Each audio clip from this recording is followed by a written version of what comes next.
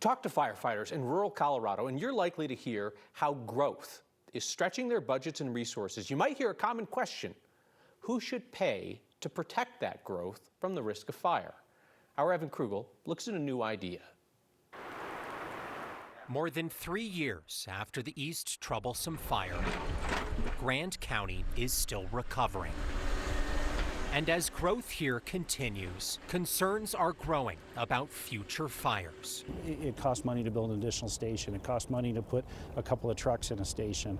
And it costs money to hire folks to man that equipment and serve the community. Money Chief Brad White says they simply don't have, with most of their money coming from existing property tax. You know, that money has to come from somewhere. And so are we going to rely on our taxpayers that have been paying taxes for 40 years to foot that, or does new growth help pay for new growth? It's a question now making its way to legislators at the state capitol, where discussion is underway on a bill that would allow fire protection districts to collect fees on new development for homes, businesses, and even oil and gas. It would also allow those districts to ask voters for sales tax increases, something they say they can't do right now.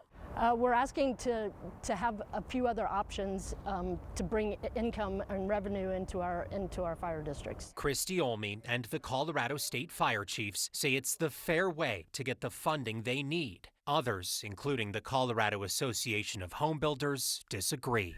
Imposing more fees on home buyers could potentially make new housing units even more expensive for future residents, further exacerbating our affordability challenges.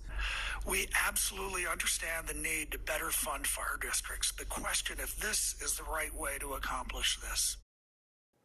Now, the bill passed through the Senate's Local Government and Housing Committee 6-1 today. It now moves on to the full Senate. Kyle?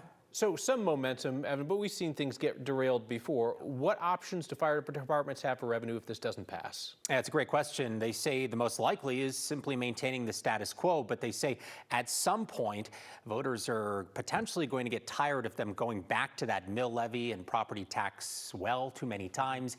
They don't want to have to rely on that year after year. Evan Krugel, thank you.